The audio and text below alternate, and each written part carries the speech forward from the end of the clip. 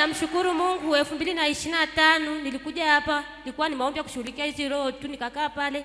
Mtumishi akasema kuna watu wamefungwa matumbo yao wasibebe tena watoto wa kiume. Nikajikuta nimedondoka, kwani nikaletwa hapa mbele. Mtumishi akatabiri akasema tumbo hili litabeba mtoto wa kiume na ushuhuda sitakuja 2026. Kwanza ile siku nikaenda nyumbani. Sasa nilikuwa nasumbuliwa na roho katika ndoto, nilikuwa naota nazaa watoto wa kiume lakini katika uhalisia siwaoni. Nikiota hivyo kesho yake naingia kwenye siku. Nikamwambia Mungu ni nini hichi? Ndipo kuja mtumishi akasema kuna watu wanaota ndoto wanazaa watoto katika ulimwengu wa roho lakini hawaonekani. Nikawa nimedondoka, nikaja hapa. Mtumishi akasema watoto wa kipepo na wanyonga wanakuja katika uhalisia wa mwili. Kweli kwanza ile siku sikuota hiyo ndoto tena. Nikaja nikabeba ujauzito wa huyu mtoto. Adui ya kuishia hapo alinishambulia sana, akainua vita kwa mume wangu, akawa anakataa huyu mtoto, yani ni ugomvi sioisha. Ila mimi sikuwahi kata tamaa kuja kwenye hii madhabahu. Na kuja namlilia Mungu. Ulipofika mimba miezi 7, juzi mifupa ya kusogeleana. Namshukuru Mungu kweli alinishangaza. Mume wangu alikuja kuulizia hali ya mtoto mwishoni. Mtoto wake anacheza, nikamwambia ndio. Tena chanza adui akapoteza mapigo ya huyu mtoto. Nilikuwa nikienda hospitali mapigo hayaonekani. Nikamwambia Mungu, wewe ulichokisema hakuna apingaye. Kwani nimsii Mungu, nikaota katika ndoto navuja damu. Kwani ilitoka damu nyingi sana. Nikasema Mungu, kweli mimba hii bado ipo?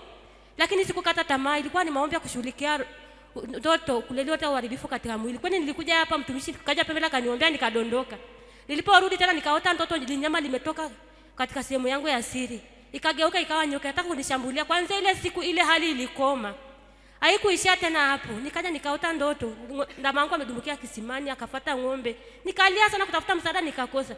Lakini nilikimbilia madhabahuni. Mtumishi akasema kuna mtu ametumiwa roho ya mauti. Kwani nilidondoka.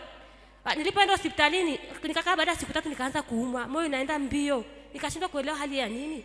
Nilipoenda hospitalini mmoja akaniambia mama anapigwa mtoto wako haonekani, lakini mama mtoto wako acheze tumboni mpaka apigwe ndio acheze. Nikamwambia nesi mimi sijui.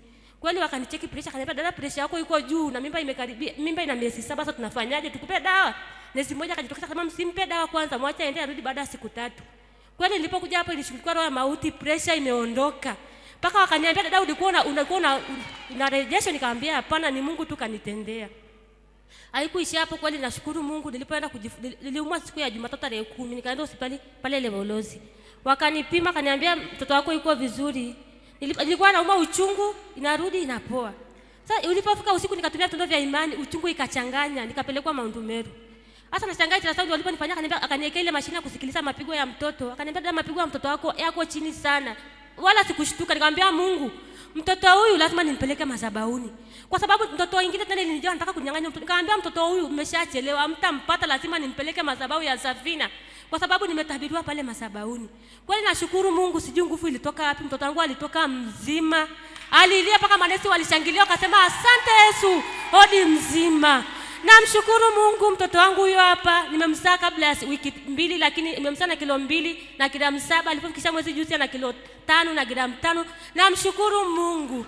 Ila pia adui anataka kumshangulia kwa makosa, lakini naamini kwa kufika leo madhabahu hii sitamrudisha akiwa na hali hiyo. Nimemshangaa Mungu wa madhabahu hii. Jamani, amenitendea mambo mengi, hata nikisema leo hayataisha. Namshukuru Mungu sana.